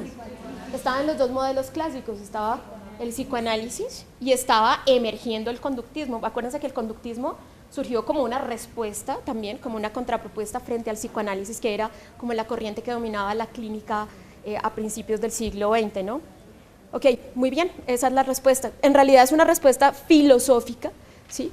Porque no solamente, finalmente se volvió una teoría, digamos, y una práctica psicológica, pero en realidad surgió como respuesta filosófica porque acuérdense que veníamos de la revolución industrial y eso generó que todos los entornos estuvieran permeados por ese positivismo y por la producción y por la cosificación del hombre. En realidad es una respuesta precisamente a eso, ¿no? Un poco de deshumanización gracias a la revolución industrial en diferentes contextos. Muy bien. Ok, si quieres, Sandra, ¿quién tiene el micrófono? Ah, bueno, ok. La que quiera, peléense. Una paciente es internada en un hospital psiquiátrico. Hacía 2 días que estaba irritable, con humor expansivo y marcada verborragia, hiperactividad, insomnio y aparente grandiosidad, aunque no de carácter delirante. No se presentaba síntomas psicóticos, no había signos de etiología orgánica ni en particular de hipertiroidismo. No hay indicios de consumo de sustancias psicoactivas. Sus parientes reportan un episodio de depresión leve a moderada en el pasado. El diagnóstico de esta paciente corresponde a trastorno de conversión, B, trastorno de personalidad esquizoide, C, trastorno bipolar tipo 1, D, esquizofrenia de tipo hebefrénico. Hebefrénico, sí. Distancia marcada de hemorragia, hiperactividad, insomnio. Profe, tal vez el trastorno bipolar de tipo 1 por temas como la inconstancia, la alteración del humor. Dice, hacía 2 días que estaba irritable, con humor expansivo, entonces ya cambio de humor. Y Estos síntomas de los que está hablando, ¿a qué nos llevarían a pensar? ¿Qué trastorno tiene ese tipo de síntomas? Estar irritable, expansivo, verborragia, hiperactividad, insomnio. ¿Ah? ¿Cuál es el trastorno en que eso es? ¿Ah? No, miren miren lo que es la comprensión de lectura. Miren la siguiente frase: no se presentaban síntomas psicóticos. Esos son síntomas de que todo eso que está diciendo, la expansión, el hablar mucho, son síntomas de qué? ¿De qué?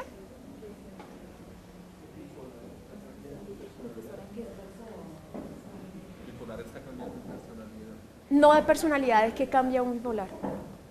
De personalidad, no. De estado de ánimo, muy bien. ¿Y el bipolar pasa de qué a qué? Pasa de depresión a manía. Muy bien, ¿cuáles son las características de la manía? Ajá, exactamente, si se dan cuenta, la manía es un tipo de episodio, de episodio afectivo caracterizado por todo lo contrario a la depresión, ¿no? Precisamente caracterizado por hiperactividad, expansión, sentimientos de grandiosidad, humor expansivo, no dormir, ¿sí? O sea, piensen en un depresivo y piensen en todo lo contrario a un paciente maníaco, ¿sí? Entonces, tenemos la manía, primer elemento. Segundo elemento, tenemos un episodio de depresión leve a moderada en el pasado, ¿sí? Luego, está muy bien ese diagnóstico, es un trastorno bipolar tipo 1. ¿Se acuerdan cuál es la diferencia con el trastorno bipolar tipo 2? ¿No?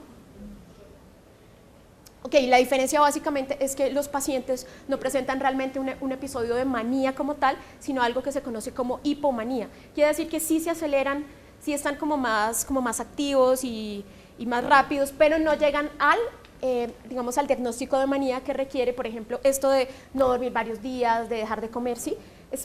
La manía es como un episodio afectivo hacia lo alegre, por decirlo de alguna manera, mucho más fuerte que la hipomanía, ¿sí? Cuando uno no tiene realmente todos los indicios para una manía, sí, probablemente uno piense en una hipomanía. ¿El bipolar tiene que internarse obligatoriamente?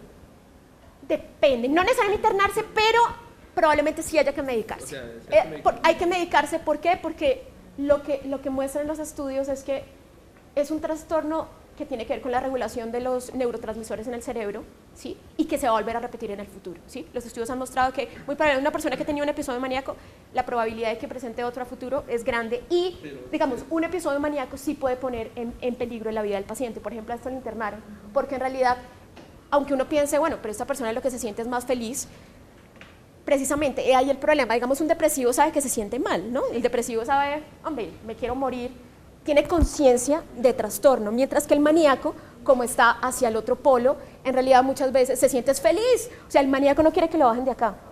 Y ese es lo desafortunado con la manía. Si el maníaco se cree el presidente del mundo y va y hace negocios y le propone a la gente, venga, vamos a hacer un negocio de 50.000 millones de dólares, ¿sí? Entonces se siente feliz, y a los pacientes bipolares no les gusta que los bajen de los momentos maníacos, ¿sí? Y por ejemplo, por eso dejan de tomar mucho el litio, porque el litio lo que es un regulador del ánimo y lo que quita son los ataques de manía, ¿no? El litio no tiene nada que ver con la depresión. Entonces, muchos de estos pacientes en realidad se sienten bien, aunque parezca paradójico, es cuando están maníacos. Sin embargo, esos momentos maníacos son bastante peligrosos para los pacientes, ¿no? Gastan sumas exorbitantes, tienen conductas sexuales indiscriminadas, ¿sí? Tienen conductas porque tienen problemas para el control de los impulsos, entonces tienes conductas impulsivas a la lata, ¿sí? Se pueden encuerar en una parte, pueden armar una religión, o sea, conductas que en realidad pueden poner en peligro su vida. Entonces, muchas veces sí es necesario internarlos, sobre todo cuando es trastorno bipolar tipo 1. Probablemente con el tipo 2 no sea necesaria la internación, pero definitivamente sí se recomienda medicación. Digamos, el trastorno bipolar es un tipo de trastornos que definitivamente lo más recomendable es tratamiento con psiquiatría, ¿sí? De la mano con tratamiento psicológico, y generalmente requiere medicación, es algún tipo de estabilizador del ánimo. Ajá. Verborragia es hablar mucho, ¿sí? No necesariamente. En realidad puede ser un discurso, esa puede ser la diferencia con una esquizofrenia. Digamos, la verborragia tiene sentido, pero es mucho, ¿sí? El paciente maníaco de repente dice, uy, voy a hacer este negocio y lo vamos a hacer y me voy a conseguir este patrocinador y bla, bla, bla, pero en realidad generalmente es un discurso, aunque grandioso, tiene coherencia. Muchas veces la verborragia de un esquizofrénico, sobre todo, por ejemplo, en el caso de un efrénico, no, sino otros tipos de esquizofrenia, por ejemplo, hay una verborragia, pero no tiene ningún sentido. Las personas hablan como cosas que rimen, pero son cosas sin sentido, ¿sí? Entonces, de repente hablan una palabra y otra que se parece, y otra que se parece, y otra que se parece, y uno que está oyendo el discurso, pues no le ve ahí. ¿Ok? Ajá. Con respecto a lo que vamos a realizar en el examen, tenemos que tener en cuenta el DSM-4 todavía, ¿sí? Pues probablemente, porque el DSM-5 recién salió, ¿sí? Realmente la edición en español, la completa no ha salido es como el breviario, si ustedes se han dado cuenta. Entonces, probablemente yo dudaría yo no creo que todas las universidades se hayan pasado de todas maneras al DSM-5, pero es una buena pregunta. Yo pensaría que no, pero sería mejor averiguar, ¿sí? Porque realmente esa transición está en este momento y algo que está en transición, pues sería como complicado. Pero igual las categorías diagnósticas no es que varíen tanto, pero sí, sería una buena pregunta, pero no estoy segura. Es una buena pregunta para hacerle a Claudia. Sí, porque realmente yo no estoy segura. Muy bien, otra pregunta bien teórica. Miren, representantes de la terapia cognitivo-conductual. Bueno, respecto a esto, aquí, a partir de acá, vamos a empezar con preguntas de selección múltiple, ¿sí? Lo que pasa es que no sé por qué no salió la diapositiva, pero acuérdense que estábamos en preguntas de respuesta única, ¿sí? Ahora tenemos selección múltiple. La clave se las voy a leer porque en realidad no sé por qué no me quedó. Miren, para las siguientes preguntas, o sea, a partir de acá. Entonces, A, si las opciones 1, 2 y 3 son correctas. B, si 1 y 3 son correctas. C, si 2 y 4 son correctas. Y D, si solo la opción 2 es correcta. ¿Ok? Entonces, piensen en eso. Otra vez. A, 1, 2 y 3. B, solo 1 y 3. C, opciones 2 y 4. Y D, solamente si la opción 2 es correcta. Entonces les voy a volver a poner la pregunta. Sí. Ahí sería la A y la D. Bueno, aquí, y es que fueron equivocaciones. Piensen que es 1, 2, 3 y 4. Sí. 1 y 4. 4. Es la 1 y la 4. Sí, en realidad sí. Con la terapia. Muy bien. Aquí las respuestas, bueno, sí, en realidad me salió hasta mal. O sea, creo que la pasé muy rápido anoche. Ok, es Albert Ellis y Aaron Beck. Definitivamente sería la 1 y la 4. Con la terapia ABC y Iron es con la depresión. Muy bien. Sí, sería la 1 y la 4. No, 1 y 4. 1 y 4. 1 y 4. 1 y 4. 1 y 4. Ok. Ah, miren, aquí sí salió. Ay, Dios mío. Estoy loca. Bueno. Pero bueno, estas son las claves para las preguntas que siguen. ¿Sí ven? 1, 2 y 3, 1, 3, 2, 4 o D solo si la 2 es correcto. Muy bien, entonces acuérdense que esto ya es opción múltiple, ¿no? Entonces miren, los siguientes son componentes de la alianza terapéutica. 1, vínculo emocional positivo, 2, simetría, 3, acuerdo mutuo sobre metas y 4, altruismo. Ajá. Ah, ok. No, esa la hice antes de hacer esta clave, entonces estaba mal hecha. Entonces, pero era 1 y 4, olvídenla. O sea, nunca sucedió. Ya. Ok, entonces ahora sí. O sea, pero la respuesta era 1 y 4, ¿sí? Sino que me quedó mal armada. Ok, entonces, en esta sí está bien armada. Entonces, ahí, ¿cuál creen que es la respuesta? La A. 1, 2 y 3. ¿Por qué?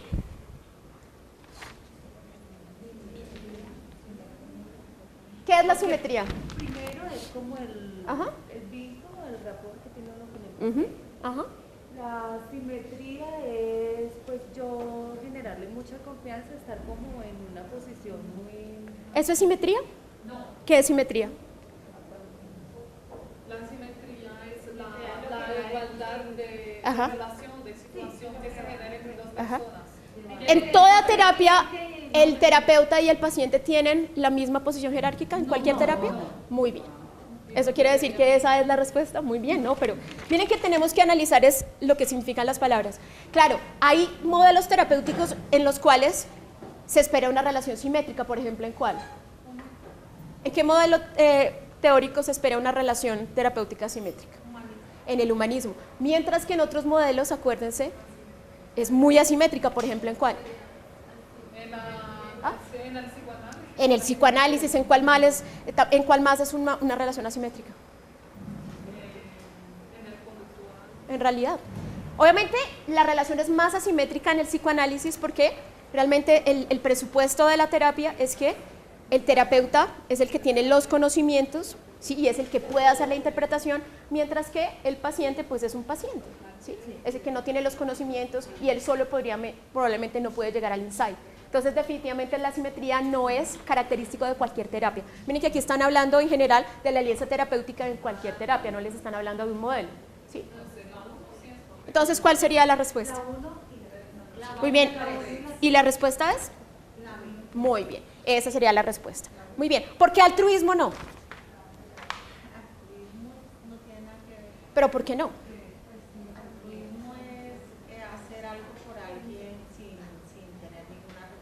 Muy bien. ¿Y por qué el proceso terapéutico no es un proceso altruista? Porque es un intercambio.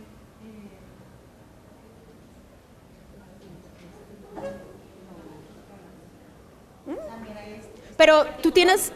muy bien, en realidad no es altruista porque a uno le están pagando por llevar a cabo la relación terapéutica. Altruismo es algo que yo hago sin esperar retribución, pero está implícito en el hecho de la relación terapéutica que yo recibo un pago a cambio de un servicio que yo voy a dar. Definitivamente la terapia pues no es algo altruista.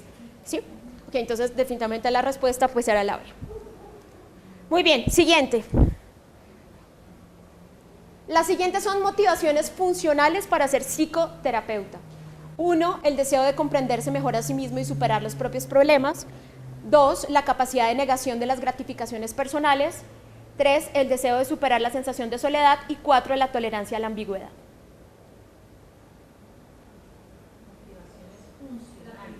Funcionales. O sea, motivaciones válidas para ser terapeuta. Uno puede tener todo tipo de motivaciones, ¿no? Obvio, y eso es lo que vemos en la práctica cotidiana, pero queremos ver cuáles serían motivaciones válidas para ser terapeuta.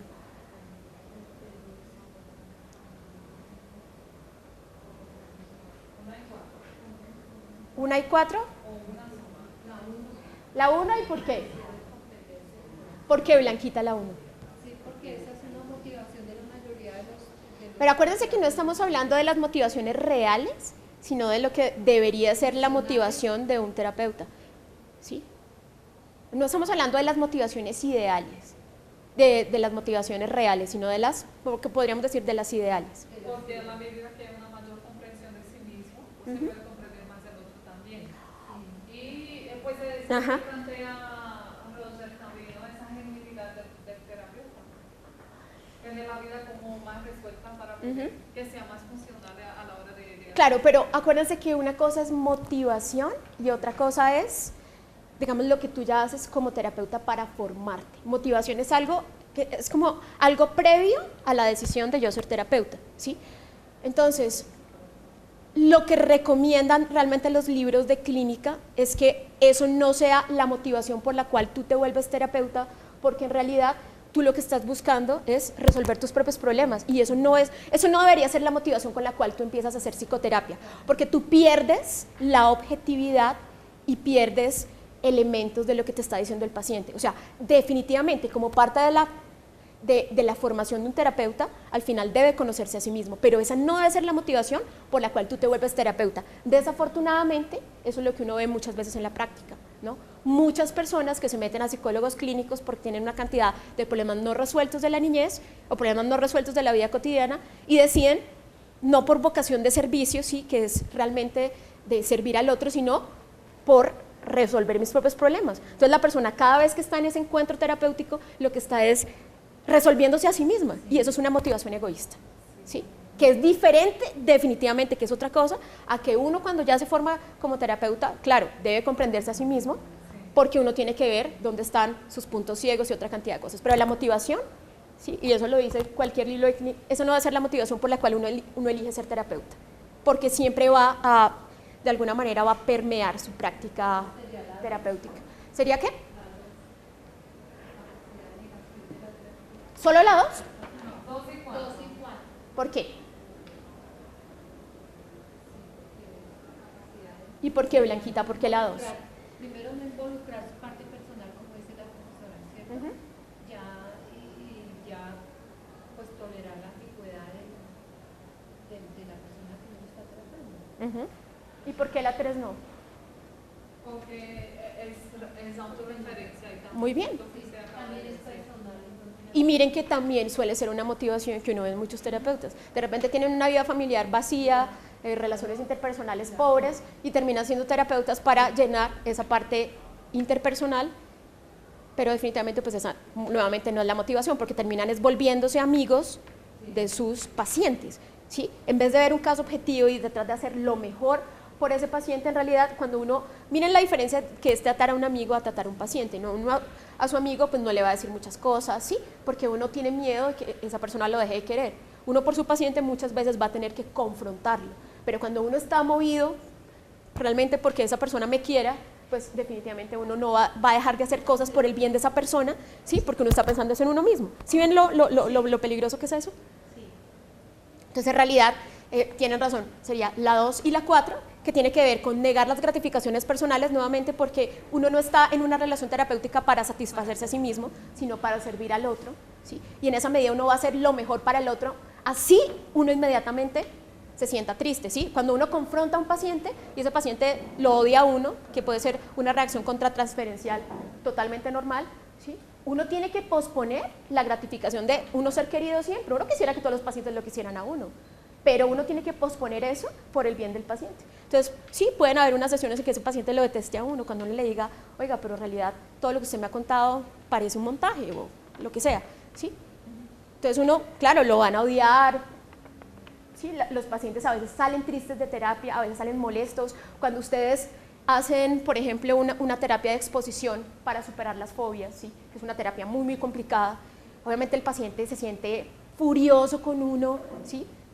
Lo quiere matar porque se siente incómodo. O sea, cuando ustedes hacen una exposición, no sé, a un perro, el paciente siente que es lo peor, que lo están matando, que qué es esto. Igual que cuando ustedes van a fisioterapia. ¿Han ido alguna vez a fisioterapia? Uno siempre piensa que la fisioterapia, ¡ay, qué delicia, me masajean! No, mentiras, es un dolor, ¿sí? Cogen y uno dice, pero ¿por qué tengo que venir a esta horrorosidad, no?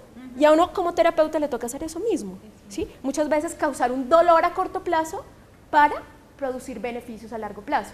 Perdón, le pregunto, así como el código deontológico de salud dice que es mejor que el médico pues no atienda a sus seres queridos, a sus familias, en psicología también. Pues es mejor. ¿Cierto? Definitivamente, sí, Para y eso no lo dice también. lo que está pasando, que Ni amigos, ni familiares, ni amigos de personas conocidas, porque eso tiene unas implicaciones éticas bien complicadas. Y definitivamente una de las cosas, que es uno de los casos éticos que probablemente tuvieron, por ejemplo, uno puede no tener nada que ver con su paciente y de repente uno empieza a sentir cosas por su paciente, inmediatamente uno ¿qué debe hacer? Muy bien. Y es normal, o sea, Freud lo dijo, eso es parte de la contratransferencia y la transferencia, ¿sí? Pero hay terapeutas que, por ejemplo, cuando vienen motivados por elementos que no tienen que ver con el servicio y de repente un terapeuta que está motivado por la soledad y viene la transferencia de su paciente, pues el terapeuta dice, uy, se enamoró de mí, ¿sí? Y claro, y eso pues está llenando un vacío que esa persona traía y la persona deja de ver lo que está pasando de manera objetiva, ¿sí? Y termina volviendo eso una cosa que no es, ¿sí? En detrimento de su paciente, por eso es tan complicado. Entonces sí, definitivamente esta pregunta pues es la 2 y la 4. Ambigüedad porque finalmente pues uno no puede responder emocionalmente todo el tiempo como en una situación cotidiana, sino que uno tiene que tolerar situaciones ambiguamente emocionales, porque ese es el papel de uno, ¿no? Tiene que mantenerse neutro en muchas situaciones porque eso es lo que ayuda a su paciente.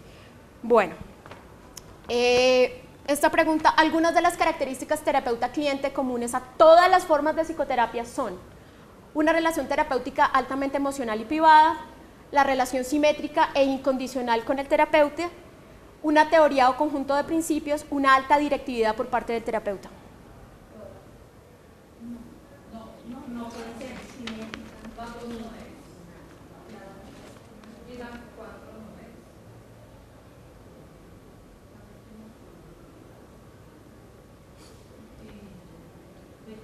A todas las psicoterapias.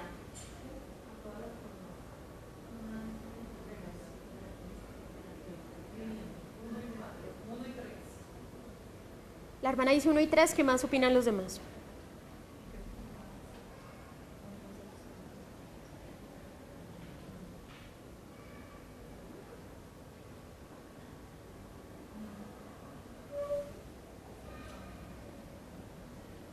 A ver, Blanquita hasta que se habla. Yo digo que todas están porque vea. ¿Tú crees que todas? Sí. ¿Por qué todas no? ¿Y quién me dice por qué no? Porque todas. Y acuérdense primero que todo, miren que los distractores, no hay ninguno que diga que todas las respuestas son correctas. Eso es lo primero. Esto es una clave para responder este tipo de preguntas. Uno, por ejemplo, como la hermana me dice que está segura de una, que es la 3. Uno mira distractores. Miren una clave que les voy a dar aquí gratis. Miren, ustedes miran la clave, ¿sí? Vamos a volvernos a la clave. Ustedes están seguros de una, por ejemplo, la hermana dice estoy segura de la 3, entonces uno mira los distractores, miren, ¿cuántos tienen la 3? Muy bien, entonces uno ya descartó 2 posibilidades, miren esa maravilla, porque uno está seguro, eso es cuando uno está seguro de una de las posibilidades. Entonces uno tiene la 1, la 2 y la 3 o la 1 y 3, entonces devolvámonos al caso. Excelente. Entonces, por ejemplo, la hermana dice la 2 no puede ser, porque acabamos de verla. Muy bien. Luego, ¿qué nos queda? Listo. Miren, por descarte, aunque ella no estaba muy segura, llegó a la respuesta. Y eso es una forma muy adecuada de llegar a una respuesta de opción múltiple. Esa es la respuesta, ¿sí? Porque en realidad, pues la relación en todas las formas de terapia nunca es simétrica ni es incondicional. Eso solo es el encuadre del humanismo. Y no es directiva, digamos la única terapia directiva es la conductual, ¿sí? En principio. Las otras terapias, hay algunos modelos humanistas que son algo directivos, pero en realidad eso no es característica de todas las terapias. En cambio, una teoría o conjunto de principios, pues definitivamente lo tiene, ese es seguro. Miren, es una forma de llegar a una respuesta.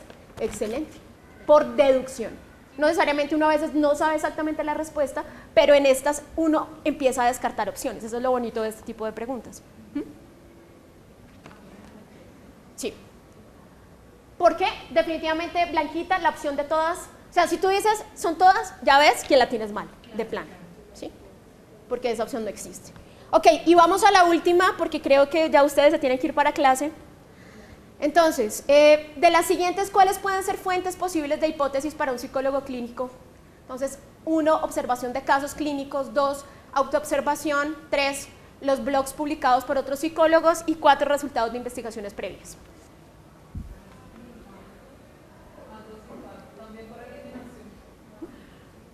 ¿2 y 4? Sí. No, por exclusión. Por exclusión, a ver, Ariel. Ajá. O sea, los blogs publicados por los psicólogos es una fuente de hipótesis para psicología. ¿Un blog publicado por un psicólogo? Sí, no puede ¿Por qué ser. sí o por qué no? A ver, ¿qué me dice? No puede ser porque a veces no son cosas serias. Muy bien, uno no puede tomar eso como base de hipótesis porque eso lo puede escribir cualquiera. Internet, en Internet puede escribir cualquiera. Que por eso es el problema que nosotros les ponemos con la Wikipedia. La 4, sí, resultados de investigación previas. Muy bien. Entonces, por afinación, la 2 y la 4. ¿La autoobservación es una buena fuente de hipótesis clínicas? No. Ajá, ¿por qué no? Porque no sé. ¿Qué es autoobservación? Observarse a sí mismo. Muy bien, ¿y eso es una buena fuente de hipótesis clínicas? ¿Ah?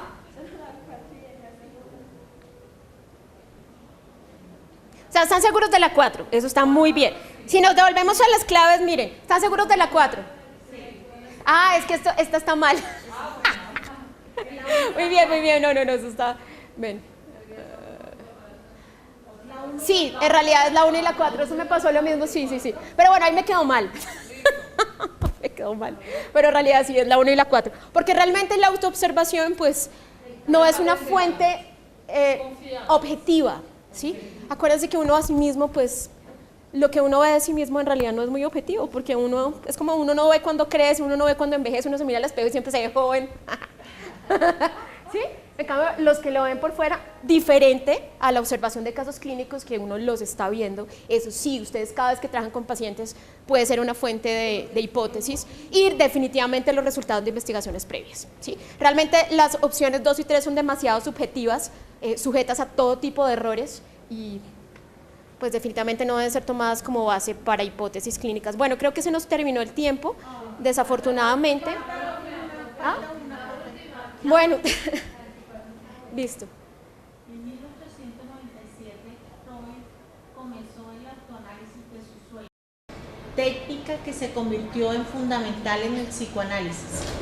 En el análisis de los sueños, Freud consideraba que ellos representan la relación de deseos infantiles reprimidos y al tener en cuenta su estructura, diferenciaba dos contenidos, el manifiesto y el latente. A partir de lo anterior se puede inferir que, primero, los sueños permiten la realización de deseos reprimidos. 2. El psicoanálisis se fundamenta en el autoanálisis de los sueños. 3. El análisis de los sueños son una vía para acceder al inconsciente. 4. Freud es creador de la ciencia psicológica.